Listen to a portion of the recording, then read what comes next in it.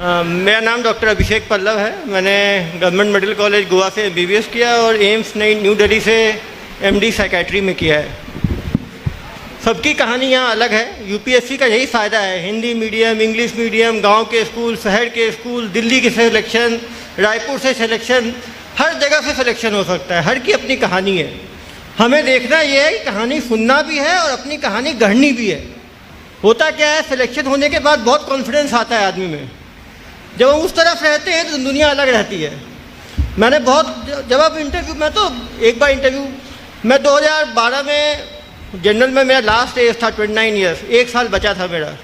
मेरे 2 छोटे भाई हैं, एक भारतीय वन सेवा में है, एक भारतीय विदेश सेवा में। एक बीटेक आईआईटी खड़गपुर से और एक बिट्स पिलानी से। वो तैयारी कर रहे थे। मेरा एम्स में सीनियर रेजिडेंसी ख़त्म हुआ था, असिस्टेंट प्रोफेसर वेटिंग में था मैं। तो मेरी शादी हुई थी, मेरी वाइफ प्रेग्नेंट थी। जब मैंने घर वालों को बोला मैं तैयारी शुरू करना चाहता हूँ तो मेरी तो शादी टूटने की हालत में आ गई। मेरे फादर इन लॉ बोले मैं तो डॉक्टर लड़के से शादी किया था, एम्स में कंसल्टेंट है उससे शादी किया था, तुम कहाँ अनसर्टेनिटी की ओर जा रहे हो। लोगों ने कहा कि एक अटेम्प्ट है, होगा नहीं होगा, करियर क्यों ख़राब कर रहे हो। जैसे आदमी प्यार करता है किसी लड़की से, वैसे ही प्यार यूपीएससी का है। हो सकता है 100% मिलेगा ही मिलेगा, लेकिन यदि आप दिल से लगोगे तो ही चांस है मिलेगा। दिल से नहीं लगोगे तो मिलने का चांस 0 हो जाएगा। 100% लगाओगे तो भी 100% गारंटी नहीं। यहाँ कुछ लोगों ने 100% बोला, मैं खुद को बोल रहा हूँ 100% गारंटी नहीं है। मैंने पार्ट टाइम तैयारी शुरू की। मेरा पहले अटेम्प्ट में आईपीएस हो गया, 1 अटेम्प्ट था। मेरा दूसरा भाई उसको 3 अटेम्प्ट लगे, तीसरा भाई है जो सबसे शार्प था, वो 5 अटेम्प्ट लगे, तब जाके उसको आईएफएस मिला। यहाँ कोई गारंटी नहीं है। मैंने कुछ लोगों को देखा, एम्स के पोस्ट ग्रेजुएट 6-7 अटेम्प्ट दे के घर वापसी हो गई। आईआईटी के ब्रिलियंट स्टूडेंट्स आए चले गए। काफ़ी लोग जोश में थे, बड़े कॉलेज के बड़े ही रह गए, छोटे आगे निकल गए। यहाँ पे बड़ा कॉलेज कुछ नहीं, छोटा कॉलेज कुछ नहीं, शहर कुछ नहीं, गांव कुछ नहीं, लेकिन तैयारी की तरीका बहुत ज़रूरी है, जो सभी लोगों ने बताया। जब तरीके से नहीं करोगे, ऑफ रूट ऑफ शूट करोगे तो नहीं होगा। जब तैयारी कर रहे हो तो प्लान बी जिन्होंने रखा है उन्होंने प्लान बी ही किया है। जिन्होंने केवल प्लान ए रखा है, सोचा है, करना है, उनमें से कुछ लोगों का हो जाएगा, फिर सबका होगा, गारंटी नहीं दे रहा हूँ। 10 लाख लोग बैठ रहे हैं, 5-6 हज़ार आईआईटीएन बैठ रहे हैं, 2-3 हज़ार एनआईटी के लोग बैठ रहे हैं, लॉ कॉलेज वाले बैठ रहे हैं, साइंस ग्रेजुएट बैठ रहे हैं, आर्ट्स ग्रेजुएट बैठ रहे हैं, सबका कैसे होगा। 10 लाख लोग, 500 सीटें। तो कोई ये बोल रहा है कि करोगे हो जाएगा, तो गारंटी नहीं है। हिम्मत है, लगे हुए हो तो निकलोगे। लेकिन जब मोटिवेशन की बात हुई, जब आप तैयारी कर रहे हो अपने आप को गेज भी करो। काफ़ी लोगों को मैंने देखा है पीटी में 100 में 5 सही हो रहे हैं, 6 सही हो रहे हैं, फर्म तैयारी कर रहे हैं, फर्म तैयारी कर, उस तैयारी से कुछ नहीं होगा। आपको अपने अंदर सुधार लाना ही पड़ेगा। यदि आप 10 से 15, 15 से 30, 30 से 50, आपको स्ट्रैटेजी बनानी ही पड़ेगी, आपको स्ट्रेंथ, क्योंकि आपको समझना पड़ेगा। जैसे बताया अभिषेक अग्रवाल ने बहुत ध्यान स्टेप वाइज बताया। आपको हर स्टेज पता होना चाहिए कट ऑफ कितना है, इतना मुझे पहुंचना पड़ेगा। यदि आपको हर एक सब्जेक्ट बहुत ही स्पेसिफिक है। कुछ लोगों ने ग्रेजुएशन में अच्छी पढ़ाई की, फ़ायदा होगा। कुछ लोगों ने स्कूल में अच्छी पढ़ाई की, फ़ायदा होगा। मैंने 2004 में एमबीबीएस किया और 2012 में मैंने एमबीबीएस मेडिकल साइंस लेकर तैयारी की। बहुत लोगों ने मुझे ये बोला 1 अटेम्प्ट है, उसमें ही मेडिकल साइंस ले लिया, लूट जाओगे। लूटना जिसको है वो लूटेगा ही, उसमें कुछ नहीं कर सकते। लेकिन अपना कॉन्फिडेंस होना चाहिए। हमारे टाइम 2 ऑप्शनल थे, दोनों ऑप्शनल अपना रखा, मेडिकल साइंस, साइकोलॉजी। 6 महीने की मैंने कहा ना जी, यदि आप अपनी चीज़ पे भरोसा कर रहे हो चांस ज़्यादा है। लेकिन अपनी चीज़ अपना तब होगा जब पढ़ा है। काफ़ी लोगों ने बीटेक किया, कुछ पढ़ा ही नहीं, सिविल इंजीनियरिंग। कृपया ना रखें टेक्निकल सब्जेक्ट्स। यदि आप कॉन्फिडेंट हो तभी रखें। ये तो टेक्निकल सब्जेक्ट्स ऑल और नन है। आपको 350 भी दे सकता है, आपको केवल 50 पे छोड़ सकता है। तो केवल कॉपी ना करें, आप अपने इंटरेस्ट को देखें। राइटिंग कुछ चीज़ें थम्स अप हैं, जैसे हैंड राइटिंग अच्छी है। यदि हैंड राइटिंग आपकी अच्छी है तो 15-20 नंबर आपको एक्स्ट्रा मिलेंगे। यदि आपकी राइटिंग स्पीड अच्छी है तो आप ज़्यादा लिख पाओगे। बहुत इंपॉर्टेंट है। क्वेश्चन के 4 पार्ट्स हैं, हम चारों पार्ट्स को समझे, चारों पार्ट्स के बारे में कुछ लिखे। कुछ लोग क्या करते हैं, एक पार्ट के बारे में लिखे, टाइम खत्म हो गया, 7 मिनट, दूसरे क्वेश्चन चले गए। 10 नंबर का क्वेश्चन है, केवल 2.5 नंबर का अटेम्प्ट किया तो 1.5 नंबर मिलेगा। तो ये भी जरूरी है कि आप पैटर्न को समझें। जैसे लोगों ने कहा कि प्रैक्टिस क्यों कर रहे हैं, प्रैक्टिस इसलिए कर रहे हैं कि हम और इंडिविजुअलाइज ना करें। कोई कोचिंग कोई स्टिग्मा नहीं है जिससे हम भागे। हमने कोचिंग की तो कोई खराब बात नहीं है, मैंने सेल्फ स्टडी की, मेरे दोनों भाई ने कोचिंग की, उनकी भी सिलेक्शन हुआ, मेरा भी सिलेक्शन हुआ। लेकिन ये कि सब बोल रहे हैं ये खराब बात नहीं है, हमने कोचिंग कोई चोरी डकैती नहीं है। काफ़ी लोग बड़े प्रिविलेज होते हैं, हमने कोचिंग नहीं की। भाई आपकी मर्जी, आपने नहीं की, 50,000 बचा लिए घर वालों के, अपने फिर कुछ भी नहीं है। मैंने देखा है ज़्यादातर लोगों को कोचिंग का थोड़ा फ़ायदा रहता है। फ़ायदा ये रहता है, एक तो इंक्लिनेशन, अरे अब 200 लोग के साथ बैठे हो तो दूसरा पढ़ रहा है, मैं नहीं पढ़ रहा, तो फटी में आदमी और पढ़ता है। दूसरी चीज़, आदमी जब रेगुलर टेस्ट देता है, नंबर कम आते हैं, तो आदमी को एक चीज़ आदमी को समझ में आता है, दुनिया कितनी बड़ी है।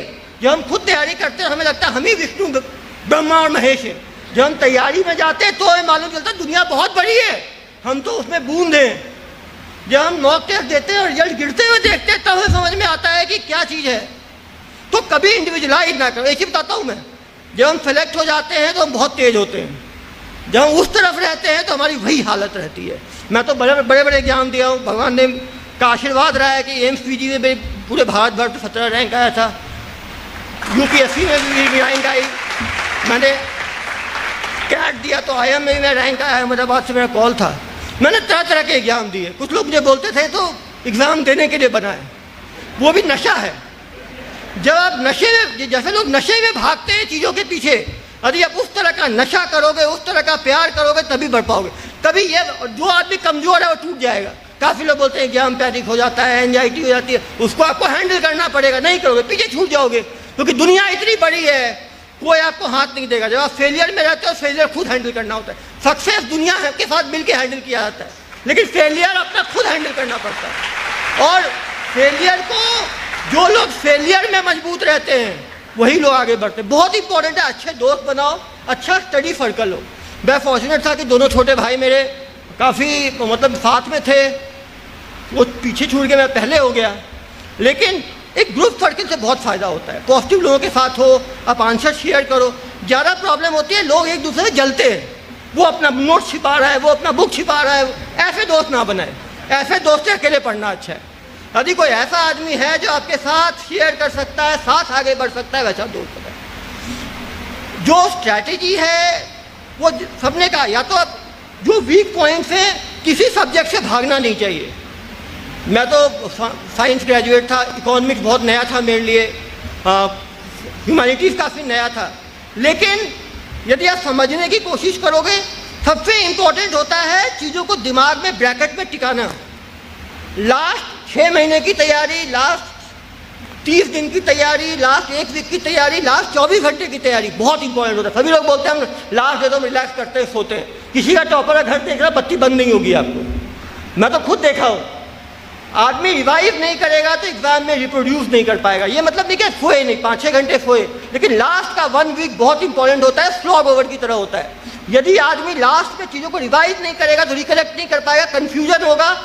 MCQs में आप जितनी बार, लोगों ने बताया, जितनी बार आप पढ़ोगे, एक निगेट करने की भी आदमी को समझ में आता है कि 4 में ये ऑप्शन तो नहीं होगा, तो 1/3 पे आप आ गए। उसमें ध्यान से पढ़ोगे आप लाइन को, तो कुछ एक और ऑप्शन निकल जाएगा। यदि आप 2 में लेके आ जाओगे 50 क्वेश्चन को, तो 25 सही होगा। वो लोग बोलते हैं ऐसा कोई नहीं होता कि 50 में 2 पे लेके आए तो उसका 10 ही सही होगा। रूल ऑफ मैथमेटिक्स है, 50 में जिसकी किस्मत अच्छी है उसका 22 हो सकता है, जिसकी किस्मत खराब है उसकी 22 हो सकता है, किस्मत अच्छा हो तो 28 हो सकता है। लेकिन जितने चॉइस को आप रूल आउट करोगे, यदि आप 4 को 1 रूल आउट करके 3 पे ला रहे हो 30 क्वेश्चन को, तो 10 आपका सही होगा ही होगा। हर एक क्वेश्चन इंपॉर्टेंट है, बहुत इंपॉर्टेंट है। लंबी तैयारी, लोगों ने कहा है लंबे टाइम तक मोटिवेट करके रखना। और सही बात यह है कि सर्विसेज के बारे में बहुत लोग नहीं जानते। ये अक्षय हो सकते हैं, इनके फादर जो हैं वो IPS IAS थे, तो ये सभी जानते होंगे। बाकी सभी लोग सुपरफिशियल चीज़ों को देख के ही तैयारी करते हैं।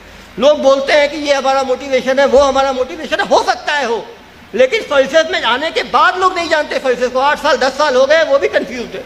तो कृपया उस पर ना जाएं। इस पर यह बात सही है कि सर्विसेज अपने नाम ही है सेवा, भारतीय प्रशासनिक सेवा हो, पुलिस सेवा हो, राजस्व सेवा हो, नाम ही है सेवा। जो सेवा के लिए आएगा वो सर्टिफाइड रहेगा, जो मेवा के लिए आएगा वो जल्दी डिसर्टिफाइड हो जाएगा। ये कुछ लोगों ने मेवा वालों की बात भी की थी, तो मैं उस पर नहीं आना चाहता। लेकिन जो आदमी 3 साल 4 साल इतना स्ट्रगल करके आएगा, उसके अंदर UPSC मुझे लगता है कभी इसीलिए इतना टाइम लगाती है, इसीलिए एज बढ़ाते जा रही है 30, 32, 34, क्योंकि लोग इतने डेडिकेटेड, वही लोग छन के आएंगे जो छन्नी में छनना चाहते हैं। मेवा वाले लोग पहले ही छन के बाहर हो जाएंगे।